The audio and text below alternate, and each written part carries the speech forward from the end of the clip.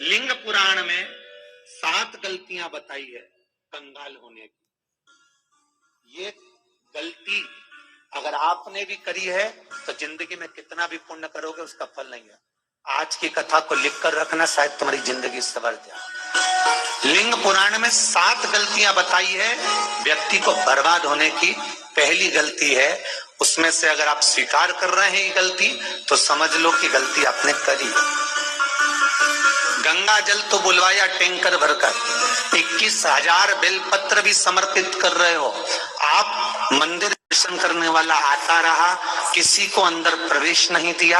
आप गंगा जल चढ़ाते रहे, आप बेलपत्र चढ़ाते रहे, आप स्वयं पूजन करते रहे, और दूसरा व्यक्ति ना जाने किस भाव से, किस रूप में आकर भगवान की सेवा करना चाहता था।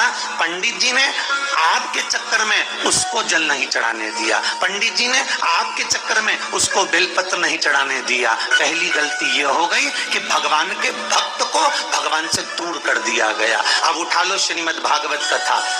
2 देवताओं ने गलती करी थी। एक ब्रह्मा जी ने गलती करी थी कि गाय बछड़ों का हरण कर लिया था। 1 वर्ष होने में 1 दिन था तब ब्रह्मा जी ने गाय बछड़े वापस दिए थे। दूसरी गलती इंद्र ने करी थी, जल वृष्टि करी तब भगवान कृष्ण को गोवर्धन पर्वत उठाना पड़ा।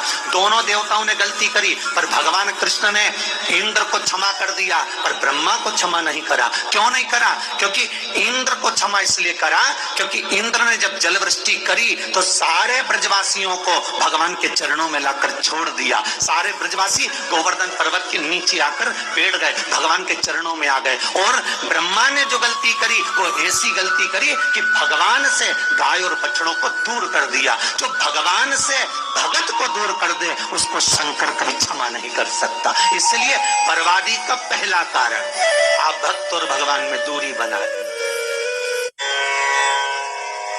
दूसरा कारण, भगवान की जब पूजन कर रहे हो, 21,000 बेलपत्र चढ़ा रहे हो, गंगा का जल चढ़ा रहे हो, चंदन चढ़ा रहे हो, अबीर चढ़ा रहे हो, गुलाल चढ़ा रहे हो, तो तुम्हारे भीतर ये अहंकार, जब तुम पूजन करके उठो तो उठते समय तुम्हारे भीतर अभिमान नहीं होना चाहिए कि मैंने जो अनुष्ठान करा उसके बराबर कोई नहीं कर सकता। तीसरा कारण कहा कि भगवान की सेवा तो आप कर रहे हो, भगवान की चाकरी में तो आप लगे हो, भगवान की आराधना भी कर रहे हो, दिया भी लगा रहे हो, धूप बत्ती भी लगा रहे हो, स्नान भी करा रहे हो, पंचामृत स्नान भी करा रहे हो, सारी पूजन अर्चना सब तुम कर रहे हो। पर हो सकता है इस पूजन अर्चना में आप केवल 3 घंटा पूजन करते हो और बाकी के समय किसी न किसी की जीवात्मा को दुख पहुंचा रहे हो। एक कथा में एक बात कही थी कि भले मंदिर में दिया मत लगाओ, भले मंदिर में जाकर धूप बत्ती मत जलाओ, भले मंदिर में जाकर भोग मत लगाओ, भले मंदिर में जाकर जल मत चढ़ाओ, भले तुम्हारी मर्जी पड़े भगवान को भोग मत लगाओ, पर शास्त्र कहता है कुछ मत करो पर एक काम जरूर करना कि किसी के चेहरे पर प्रसन्नता ला देना तो मंदिर में दिया जलाने के बराबर होगा। किसी के चेहरे पर चमक ला देना, प्रसन्नता ला देना तो अगरबत्ती लगाने के बराबर होगा। किसी गरीबड़े के, किसी दुखी के चेहरे पर अगर तुमने प्रसन्नता ला दी तो वो भगवान को कपड़े पहनाने के बराबर होगा। मालूम पड़े तुम मंदिर में पूरी सब्जी बांटो, मंदिर में भोजन कराओ, मंदिर में सारा पकवान चढ़ाओ, और कोई तुम्हारे कारण अगर दुखी है तो तुम्हें वो सुख का भान नहीं हो सकता। तीसरा कारण है वो सुख नहीं मिल सकता। चौथा कारण है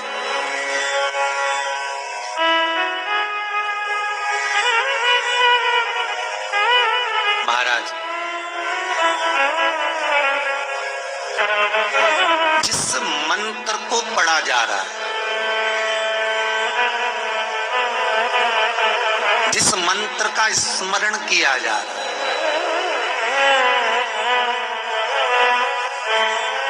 जिस भगवान की माला को हम जप रहे हैं, हम पाठ कर रहे हैं, उसमें त्रुटि। उठा लीजिए दुर्गा सप्तशती। दुर्गा सप्तशती का हिंदी अनुवाद में थोड़ा सा दृष्टांत दिया है, आपको मालूम होगा।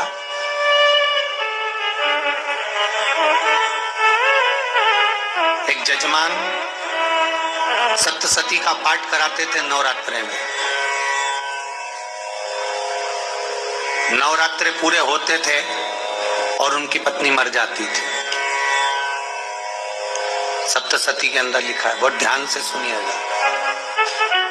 दुर्गा सप्तशती का पाठ कराते थे और पत्नी नवरात्रे के बाद 4 महीना 3 महीने के बाद मर जाती थी।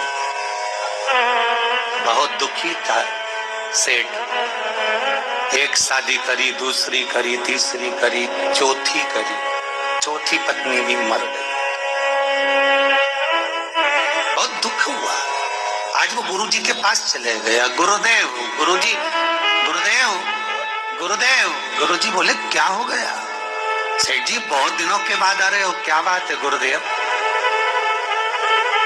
मेरे को एक बात समझ में नहीं आती कि मैं नवरात्रि में सप्तशती का पाठ कराता हूँ, देवी जी का यज्ञ करवाता हूँ, माता रानी को चूनर पहनाता हूँ, उनको सुंदर बिछोड़ी, पायल, चुनरी सब पहनाता हूँ, कन्याओं का भोजन करवाता हूँ, भंडारा करवाता हूँ, जवारे बोता हूँ, अखंड ज्योत लगाता हूँ, पर नवरात्रि जैसी पूरी होती है उसके 2 महीने 3 महीने बाद मेरी पत्नी क्यों मर जाती है? 4 पत्नियां मेरी मर चुकी हैं, 5वीं मैंने शादी करी है। गुरुदेव आप कृपा करिएगा, कुछ तो बता दीजिए, कुछ करुणा कर दीजिए। गुरुजी बोले जब तू सब कुछ अच्छा कर रहा है, ज्योत भी जला रहा है, कन्या भोज भी करा रहा है, चुनरी भी चढ़ा रहा है, भंडारा भी कर रहा है, ज्योत भी लगा रहा है, जवारे भी बो रहा है, माता रानी की सेवा भी कर रहा है, सब कुछ तूने करा, यज्ञ भी करा, फिर तेरी पत्नी क्यों मर सकती है? ऐसा हो ही नहीं सकता। नहीं गुरुदेव मेरी 5वीं शादी है गुरुदेव, अब की बार आप कृपा करिए। गुरुजी ने कहा तेरे पंडित जी को अनुष्ठान पर बुला, मैं कमरे में बैठकर सुनूंगा सप्तशती का पाठ, तब मैं ध्यान करूंगा। गुरुजी अंदर के कमरे में जाकर बैठ गए, ब्राह्मण पाठ करना प्रारंभ करा और ब्राह्मण ने पाठ करना प्रारंभ करा। उसमें एक शब्द आ गया, भार्यन्तु भक्षन्तु, भार्यन्तु भक्षन्तु। उसमें बोलना था भय पीड़ा को, हे जगत जननी तू भक्षण कर जा, और ब्राह्मण बोलता था भार्या तू भक्षण, तू मेरी पत्नी को, मेरी भार्या को तू भक्षण कर दे। पंडित जी जैसे ही बोले गुरुजी बाहर निकल कर आ गए। पंडित जी को रोका, रुकिए गुरुदेव आप हर साल अनुष्ठान कर रहे हो जजमान के यहाँ और बोल देते भार्या तू भक्षण, तू हे देवी तू मेरी पत्नी को खा जा, तो माँ हर बार उस पत्नी को निगल जाती है। निवेदन शब्द सुधार लीजिए, शब्द ठीक। चौथा कारण है कि आप जो पाठ कर रहे हो, आप जो पूजन कर रहे हो, आप जो अनुष्ठान कर रहे हो, उसमें कुछ ना कुछ गलती जरूर हो रही है। ये चौथा कारण।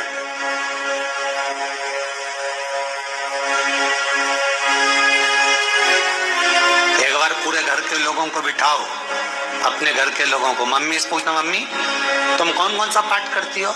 एक बार मम्मी से पूछना, फिर एक बार पापा से पूछना, पापा आप कौन कौन सा पाठ करते हैं सुबह? फिर बहू से पूछना, भाभी आप कौन कौन सा पाठ करती हो? फिर छोटी दुल्हन से पूछना, छोटी दुल्हन तुम कौन कौन सा पाठ करती हो? भैया आप कौन कौन सा पाठ करते हो? आप कौन कौन सा पाठ करते हो? पूछना। जब घर के अंदर बड़ी बहू अलग तरह का पाठ कर रही है, छोटी बहू अलग तरह का पाठ कर रही है, मंजली बहू अलग तरह का पाठ कर रही है, माँ अलग तरह का पाठ कर रही है, पति अलग तरह का पाठ कर रहा है, तो उसका जो प्रभाव है, कौन सी चीज कहाँ टकरा रही है, जिसके कारण घर में रोग इतना है कि कोई सही होने वाला ही नहीं है। अब तुम कहो कि सीवर वाले गुरुजी ने उपाय बताया, हमने बहुत करा, पर पति जो पाठ कर रहा है, नाते जो भी उस घर के अंदर रहकर जो पाठ अर्चना कर रहा है, उसमें जरूर कुछ ना कुछ ऐसा हो रहा है जिसके कारण वो काम नहीं कर पा रहा। उसमें कुछ ना कुछ गलती हो रही है जिसको तुम समझ नहीं पा रहे, जिसको तुम अपने आप को बहुत विचार करते हो कि मेरे बराबर कोई नहीं कर सकता, मैं शंकर की भगत, मैं राम की भगत, मैं कृष्ण की भगत, मैं जो करती हूँ बहुत अच्छा करती हूँ, मैंने जो किया बहुत अच्छा करा, पर हो सकता है उसी कारण आपको दुख झेलना पड़ रहा है।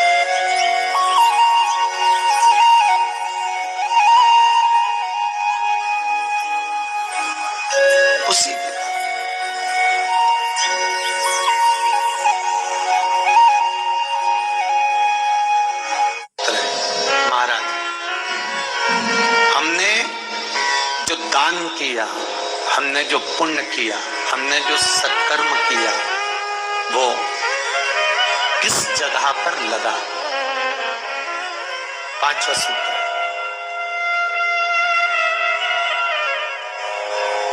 जो आप दान कर रहे हो, जो आप पुण्य कर रहे हो, सत्कर्म कर रहे हो, वो किस जगह पर लगा, ये पांचवा सूत्र। फिर निवेदन करेंगे, गाय, बेटी और लक्ष्मी 50 बार विचार करना, तब किसी को देना। बेटी किसी ऐसे को मत ब्याह देना जो जुआ खेलता हो, मदिरापान करता हो, मांसाहार करता हो, वेश्यावृत्ति करता हो। वो बेटी का सम्मान नहीं करेगा। बेटी रोएगी तो कन्यादान करने वाले को रोना पड़ेगा। दूसरे नंबर पर गौ माता। गाय, ऐसे ब्राह्मण को दान मत देना कि ब्राह्मण के घर में खुद रहने की जगह नहीं और गाय को ले जाकर तुमने दे दिया और उस ब्राह्मण ने जब तक दूध दिया बांध कर रखा, एक तगाड़ी बाल्टी साड़ी के चक्कर में ले लिया, सोने के सींग के चक्कर में ले लिया और बाद में वही गाय कसाई के हाथ में बिक गई और कसाई ने काटा तो बद्दुआ तुमको लगी। बेटी, गाय और लक्ष्मी, पैसा भी किसी ऐसे भिखारी के कटोरे में मत दान देना कि जिसने ले जाकर मदिरापान में लगा दिया, जुए में लगा दिया, वेश्यावृत्ति में लगा दिया। अगर जिस भिखारी के कटोरे में पैसा दिया उसने शाम को ले जाकर मदिरा दी है कि तूने मुझे गलत जगह पर दिया है इसलिए तुझे रोना पड़ेगा, तब व्यक्ति को रोना पड़ता है, फिर व्यक्ति रोता है। गाय, बेटी और लक्ष्मी 50 बार विचार करो, क्या सही जगह पर दे रहे हो, और अच्छी जगह पर दोगे तो संपदा भी बढ़ती है, सुख आता है। अगर बेटी सुखी रहेगी तो मायके के लोग सुखी रहेंगे, गौ माता सुखी रहेगी तो संसार सुखी रहेगा। और आपने जो धन दिया, आपने जो पैसा दिया किसी भिखारी के कटोरे में, अगर उसने गलत जगह पर लगाया तो रोना तुमको पड़ेगा। किसी आजकल के भिक्षुकों को अगर रोटी दे दो तो लेते ही नहीं, आटा दो तो नहीं लेते।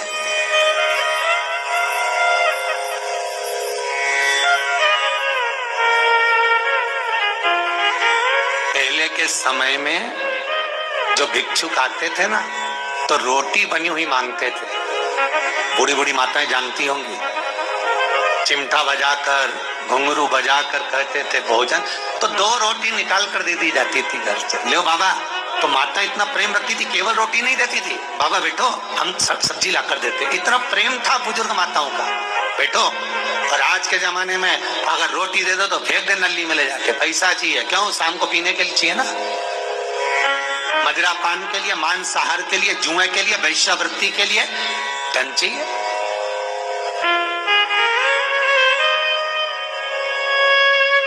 भोपाल के और इंदौर के, इंदौर का राजवाड़ा चौराया और भोपाल का लाल घाटी चौराया, इन दोनों चौराहे पर इतने से बच्चे लोग भीख मांगते हैं और उनकी माताएं और उनके पिता रोड के किनारे पर चिलम लगाते बैठे रहते हैं, पांव लंबे करके पड़े हैं और ये कमा कमा के उनको दे रहे हैं। और धन्य है ऐसे लोग जो उनको दान भी दे देते हैं। जिसको जरूरत है उस तक कुछ नहीं पहुंचता। अभी भी 4-6 महीने लॉकडाउन चला, जिसको जरूरत थी एक रोटी की उस तक कुछ नहीं पहुंचा, और जिसके पास में पहले से भरा हुआ था उसने और ले जाके भर लिया। जिसको जरूरत थी उस तक नहीं पहुंचा। अभी ठंड आ रही है, बहुत सारी संस्थाएं कम्बल बांटेगी, रेलवे स्टेशन पे लोगों को कम्बल उड़ा रहे हैं, कोई सो रहा है जमीन पर उसको कम्बल उड़ा रहा है, बस स्टैंड पे चले गए कोई रोड पे सो रहा है कम्बल उड़ा रहा है, तो इतना बड़ा नाम चलेगा कि उन्होंने कम्बल उड़ाए, कम्बल उड़ाए, कम्बल उड़ाए। और वो कम्बल जिसको उड़ाया वो दूसरे दिन जाकर कपड़े की दुकान पर बेच के आ गया, 200 रुपए लिया है, रात को पीकर फिर सो गया, क्योंकि फिर कहीं का आएगा, फिर उड़ा के चले जाएगा, क्योंकि इन्होंने तो ये करके रखा है कि नाम कमाना है तो कम्बल उड़ाए जाओ। जिसको जरूरत है वहां तक सामान नहीं पहुंचता भाई, जिसको जरूरत है वहां तक सामग्री नहीं पहुंचती भाई। जिसे क्या और उन्होंने ले जाकर बेच दिया, और फिर सोचते हो कि मैंने तो पुण्य करा है। कई लोग कहते हैं मैंने दान करा, मेरे को इतना फल मिलेगा, काहे का दान करा? ऊपर तो जा, यमराज के डंडे पड़ेंगे।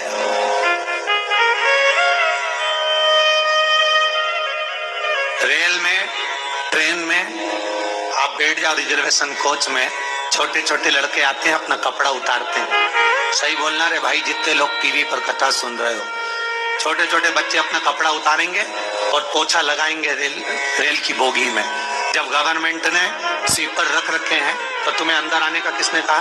कौन ने कहा कि तुम अपना कपड़ा उतार के पोछा लगाओ? और वो अपने शरीर का कपड़ा उतार कर पोछा लगाता है, आपके आगे हाथ फैलाता है, आप एक एक 2-2 रुपए दे देते हो।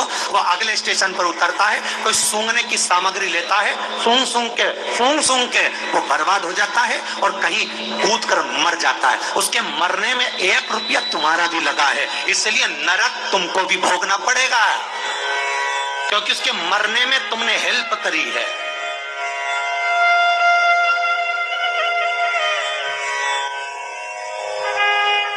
तुमने तो रुपया दिया था भोजन करने के लिए, उसने कोई सूंघने की सामग्री ले ली और सूंघ के नशे में मर गया। उसके मरने में 2 रुपए तुम्हारे हैं, 1 रुपए तुम्हारा है, तो भोगना तो तुमको भी पड़ेगा ना।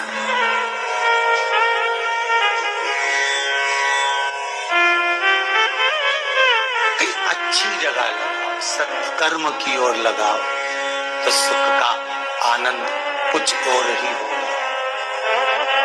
सुख का आनंद कुछ और ही प्राप्त। हमारा धर्म, हमारा पुण्य, हमारा सत्कर्म। 5वां कारण अपनी पुस्तिका में लिख कर रखना, तुम्हारे दुख का 5वां कारण क्या है? क्यों तुम करोड़पति से रोडपति बन गए? तुम्हारे यहाँ पर 4-4, 5-5 गाड़ी थी, खूब वैभव था, खूब धन था, फैक्ट्रियां चल रही थी, सत्ताएं चल रही थी।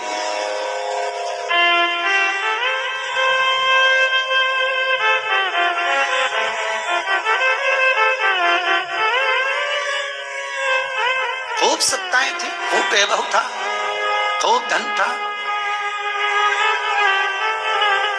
पर कुछ भी नहीं, सब धरा की धरा रह गए। सब कोई वैभव बचा ही नहीं, कोई। एक हमारे सेंधवा के भगत है महाराज, बड़े भावपूर्ण भगत।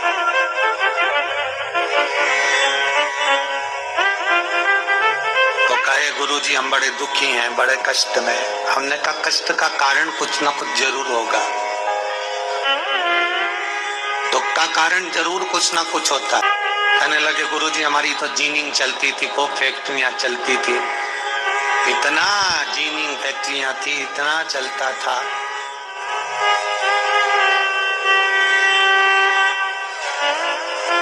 इतनी जीनिंग चलती थी, इतनी फैक्ट्रियां चलती थी, गुरुदेव बहुत दुखी हो गए। हमने कहा दुख का कारण, जो ये 7 कारण है शिव महापुराण के, लिंग पुराण में जो 7 कारण बताए हैं दुख आने के।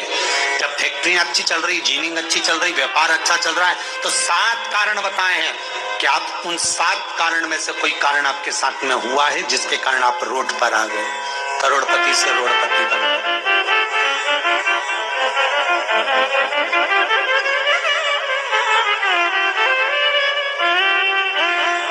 कभी कभी नगर में, गांव में सभी का व्यापार एक साथ समाप्त हो जाता है। कभी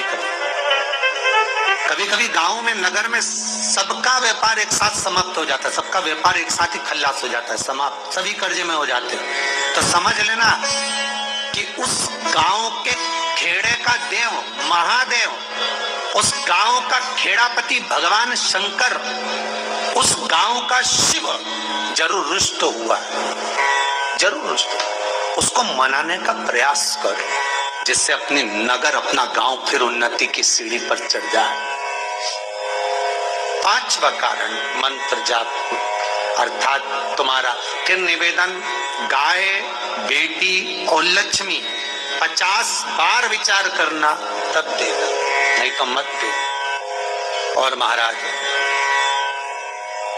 भगवान शिव की कथा का 6ठा कारण बता, हमारे दुख का कारण 6ठा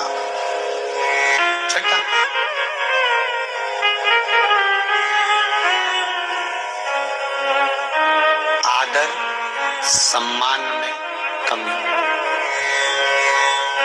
घर के जो बड़े हैं, घर के जो बुजुर्ग हैं, घर के जो आदरणीय हैं, उनका सम्मान नहीं करता। सुंदर कहा, जिस घर में माँ बाप की इज्जत नहीं होती, उस घर में देखना कभी बरकत नहीं होती।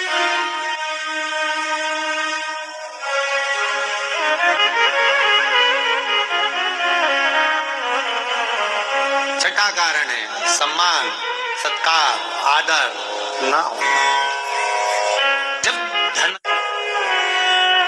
सातवां कारण,